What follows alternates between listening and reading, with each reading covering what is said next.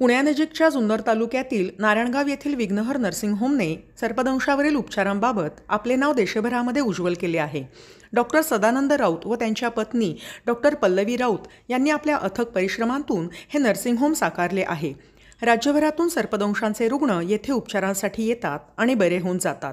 राऊत दाम्पत्य हे सर्पदंशांच्या अनेक रुग्णांना जीवदान देणारे डॉक्टर दाम्पत्य ठरले आहे. महान्यूज मराठीशी बोलताना डॉक्टर सदानंद राऊत यांनी आपला आजपर्यंतचा खडतर प्रवास विशद केला आहे. माझे नाव निवृत्ती दगडूपुत्र, राहणार नगरवाडी. मला गोनच चावल्यानंतर मी घरी आलो. 1 किलोमीटर घरी पळत आलो. घरी आल्यानंतर मला विघ्नहर क्लिनिक नारायणगाव येथे ॲडमिट केले.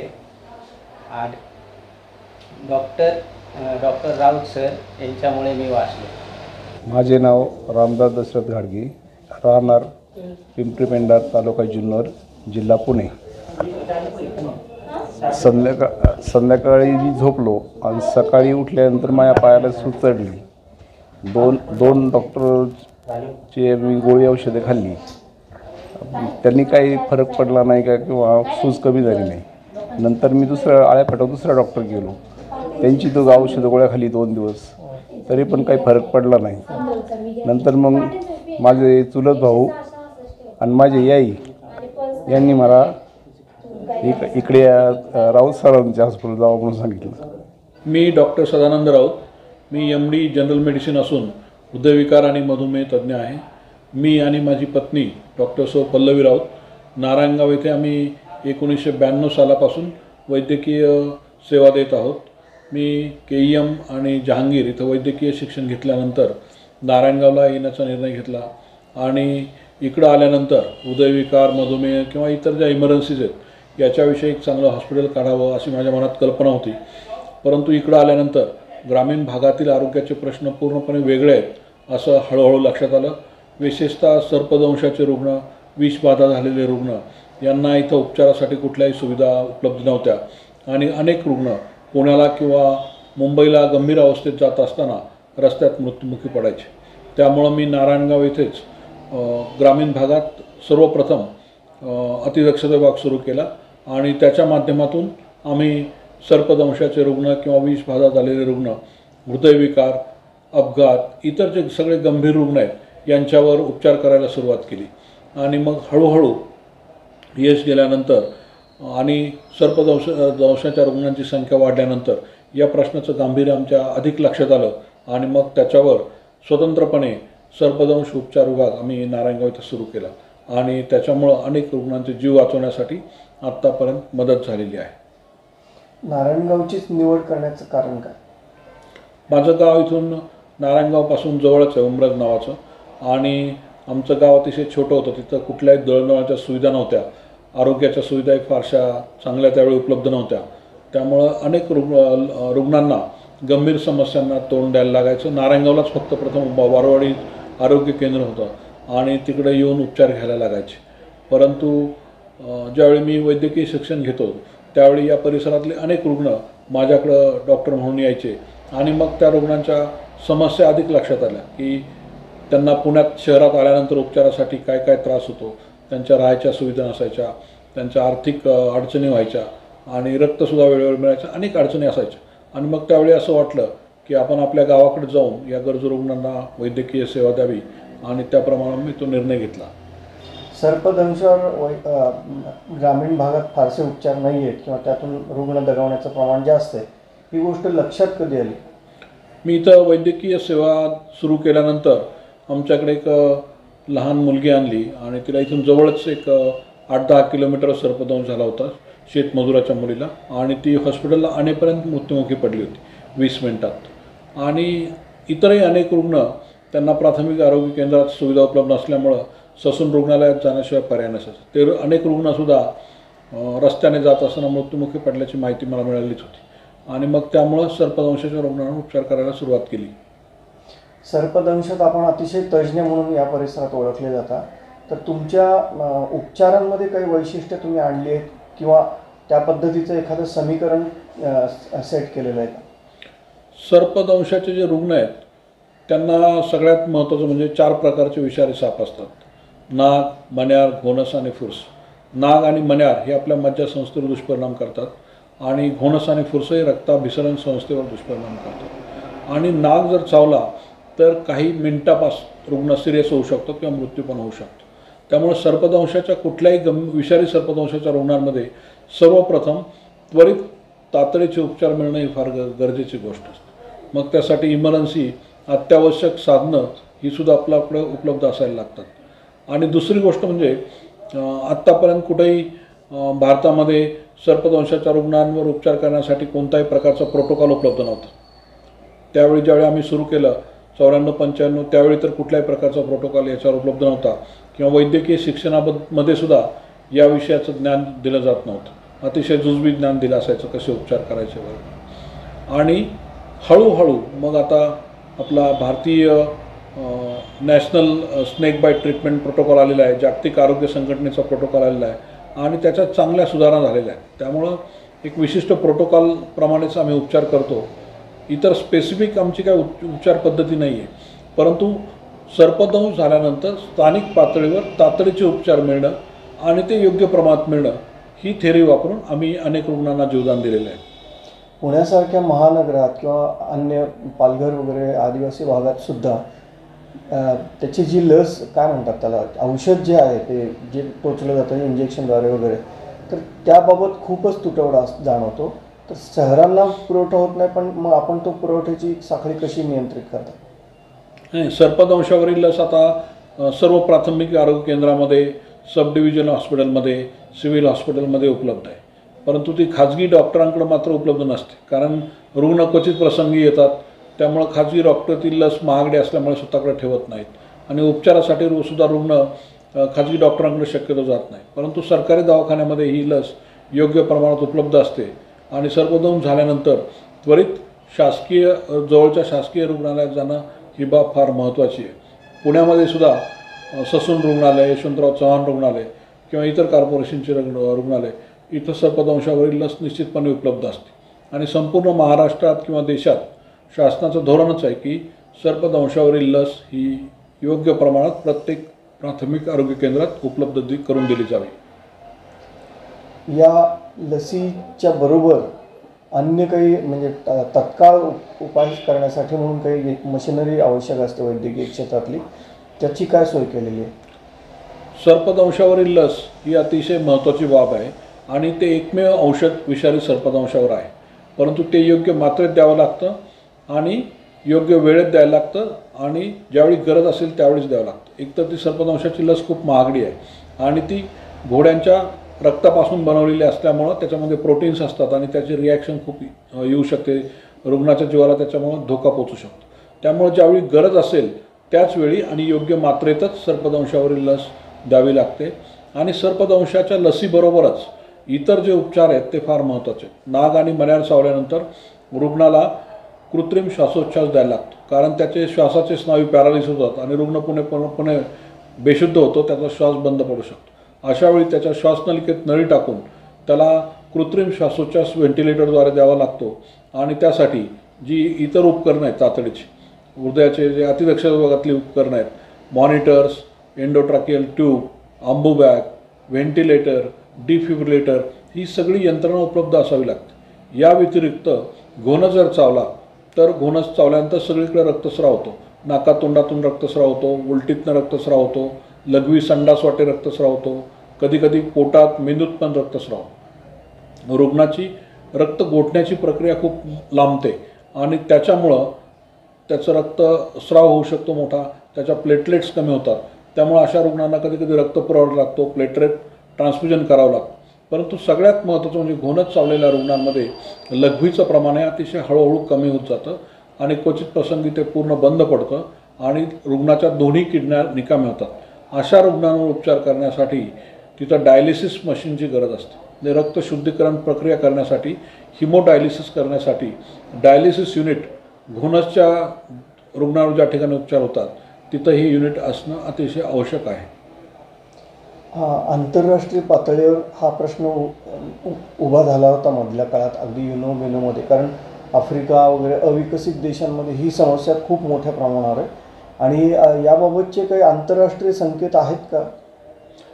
सर्पदंशाचं प्रमाण हे जगामध्ये खूप मोठ्या प्रमाणात आहे. जगामध्ये दरवर्षी 1 लाख ते 1.5 लाख लोकांचा सर्पदंशामुळे मृत्यू होतो आणि 4 लाखपेक्षा जास्त लोकांना कायमचं शारीरिक अपंग येतं आणि मानसिक अपंग येतं. अनेक लोकांच्या किडन्या फेल होतात आणि त्यांना आयुष्यभर डायलिसिसची सुद्धा गरज लागू शकते. ही समस्या आहे, ही खूप गंभीर आहे आणि विशेषतः ती आशिया आणि खंडामध्ये सगळ्यात जास्त. त्यातल्या त्यात भारतामध्ये जगाच्या तुलनेत जवळजवळ निम्म्या लोकांचा सर्पदंशामुळं मृत्यू होतो आणि त्यासाठी ही शेतीशी संबंधित होणारा अतिशय गंभीर अपघात आहे. सर्पदंश सर्वसाधारणपणे शेतमजूर, गरीब, आदिवासी, वीटभट्टीचे कामगार, ऊस तोडणी मजूर किंवा इतर जे सर्वसाधारण घटक आहे शेतीत काम करतात यांच्यामध्ये जास्त होतो आणि त्यातल्या त्यात विशेषतः तरुण वयोगटातली 20 ते 40 वयोगटातली तरुण वर्ग, महिला, मुले यांना सर्पदंश जास्त होतो. ही शेतीसंबंधी घडणारी एक अतिशय गंभीर घटना आहे आणि सर्पदंश आपण टाळू शकतो. परंतु या प्रश्नाकडं आत्तापर्यंत जगाचं जास्त लक्ष नव्हतं. जागतिक आरोग्य संघटनेने सुद्धा हा आजार 2013 साली अतिदुर्लक्षित आजारांमध्ये घेतला आणि परत तो वगळला गेला होता.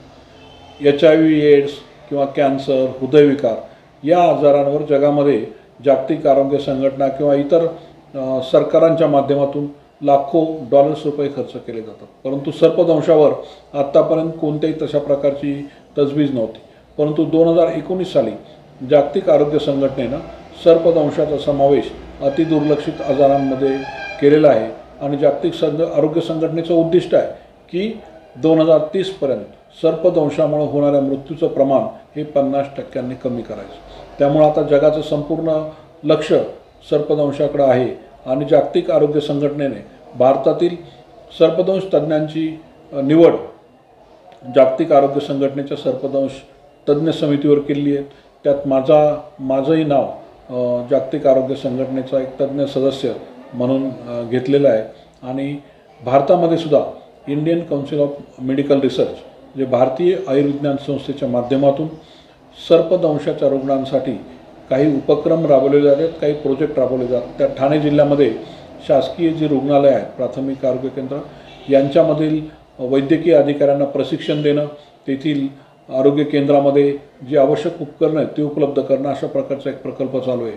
आणि दुसरा प्रकल्प म्हणजे भारतामध्ये 13 राज्यात सर्पदंशामुळे होणाऱ्या मृत्यूचं प्रमाण, त्याच्यामुळे येणारं अपंगत्व आणि त्याच्यामुळे येणारा आर्थिक भार कुटुंबावर या सगळ्यांचा एक अभ्यास महाराष्ट्रासह 13 राज्यात चालू आहे. त्याचा पुणे जिल्ह्याचा सहसंशोधक म्हणून मी काम पाहत आहे. सर, अन्य वैद्यकीय व्यावसायिकांना या समस्येबाबत आपण काय सल्ला देऊ इच्छिता आपल्या अनुभवाचं सार म्हणून? अन्य वैद्यकीय व्यावसायिकांनी सर्पदंशाच्या रुग्णांवर उपचार केले पाहिजेत आणि आत्मविश्वासानं ते केले पाहिजेत. महाराष्ट्राच्या अनेक भागामध्ये, ग्रामीण भागामध्ये सर्पदंशाचं प्रमाण खूप मोठ्या प्रमाणात आहे. विशेषतः बागायती शेतीचं प्रमाण खूप वाढलेलं आहे. त्याच्यामुळं वर्षभर शेतकरी वेगवेगळ्या प्रकारचा भाजीपाला आणि पिकं घेत असतात. सर्पांचं प्रमाण वाढलं आहे आणि शेतकरी शेतात सतत काम करत असतात. त्यामुळं सर्प आणि मानव यांचं इंटरॅक्शन खूप वाढलेलं आहे. त्याच्यामुळे सर्पदंशाचं प्रमाणसुद्धा वाढलेलं आहे.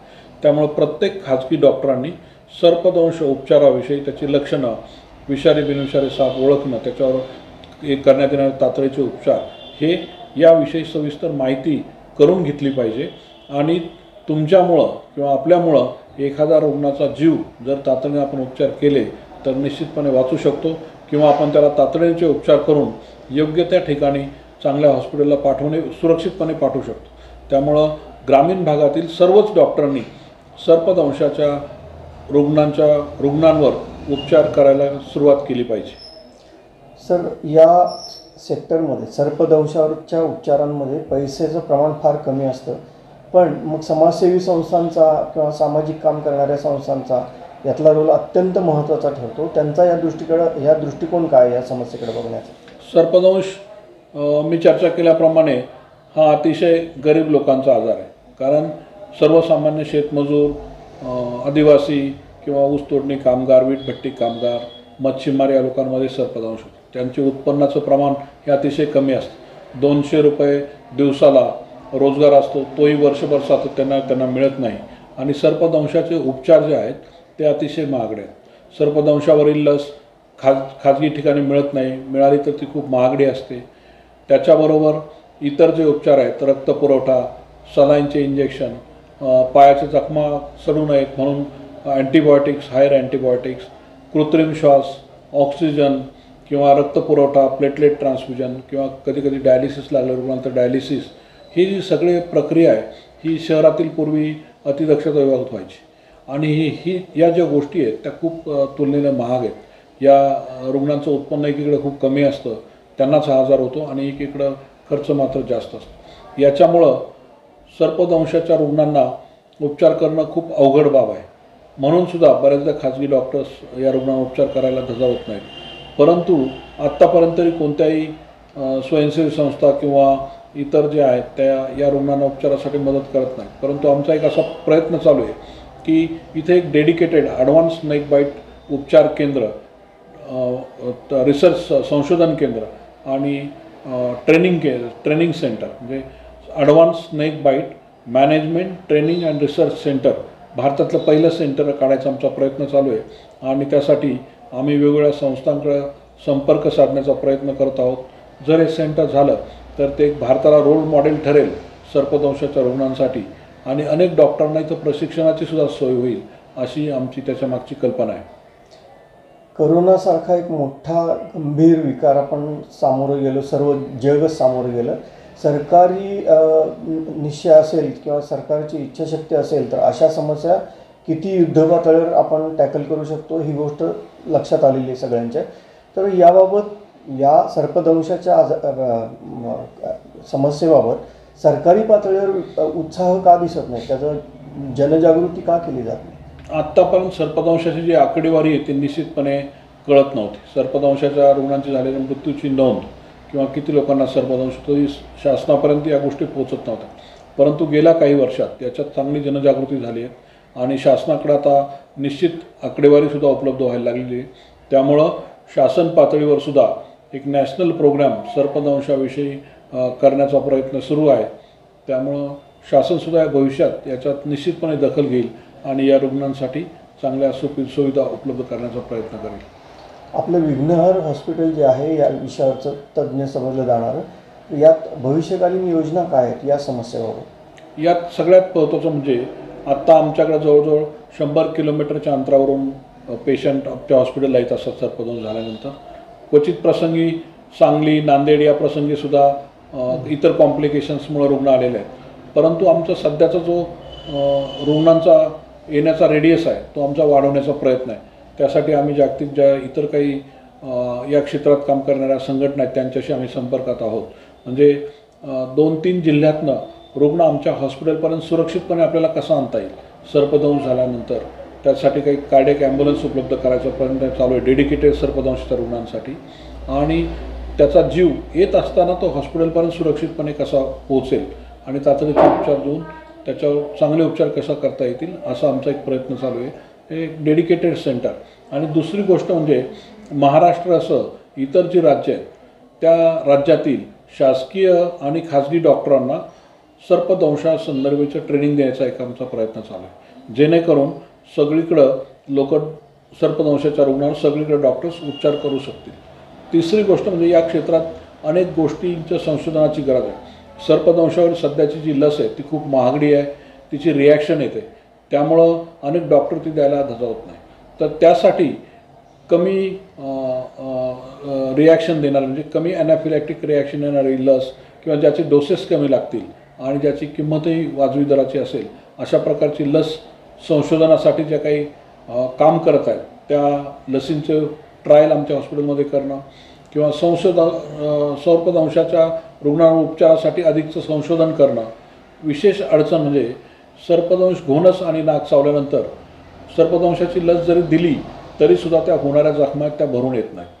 त्याची काय कारणं आहेत आणि त्याच्यावर त्या जखमा बऱ्या करण्यासाठी म्हणजे रुग्णांचे हात किंवा पाय वाचवण्यासाठी काय करता येईल यासाठीचं संशोधन करणं, या अशा अनेक प्रकारच्या उपाययोजना करण्याचा आमचा मानस आहे. आपली सहचारिणी, आपली धर्मपत्नी त्या पण वैद्यकीय तज्ज्ञ आहेत, त्या पण या क्षेत्रात काम करतात. तर त्यांचा आपल्याला कसा मोलाचा सहभाग लावला?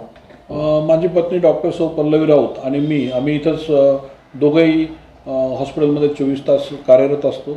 ग्रामीण भागात असल्यामुळं इकडं प्रशिक्षित परिचारिका किंवा असिस्टंट डॉक्टर्स मिळत नाहीत आणि त्यामुळं ही फार मोठी गंभीर समस्या आहे. त्यामुळं गेली 30-35 वर्ष आम्ही 24 तास रात्रंदिवस वर्षातले काम करत असतो. कधी विश्रांती मिळत नाही आणि लोकांना प्रशिक्षण देणं इथल्या स्थानिक मुलांना आणि त्यांच्याकडून हॉस्पिटलमध्ये काम करणं हे खूप जिकीरचं काम आहे. ही मुलं किंवा मुली टिकत नाहीत. मुली लग्न झाल्यानंतर सोडून देतात हॉस्पिटलची ड्युटी आणि प्रशिक्षित ज्या परिचारिका आहेत त्या ग्रामीण भागात यायला धजावत नाहीत. त्याच्यामुळे आम्ही दोघं 24 तास काम करत असतो. विशेषतः पूर्वी भूलरोग तज्ज्ञांची आमच्याकडं खूप अभाव असायचा. त्यामुळं डॉक्टर मिसेस पल्लवी राऊत यांनी KMला जाऊन विशेष प्रशिक्षण घेतलं अतिदक्षता विभागातलं आणि व्हेंटिलेटर सुरू करण्यासाठी आपल्याला जी श्वासनलिकेत नळी टाकायला लागते, एंडोट्रॅकेल इंट्युबेशन आणि इतर ज्या तातडीच्या प्रोसिजर्स आहेत या सगळ्या शिकून घेतल्या. त्यामुळं त्यांची मदत ही फार मोलाची या कामात आणि आम्ही दोघं सातत्यानं 24 तास काम करत असतो.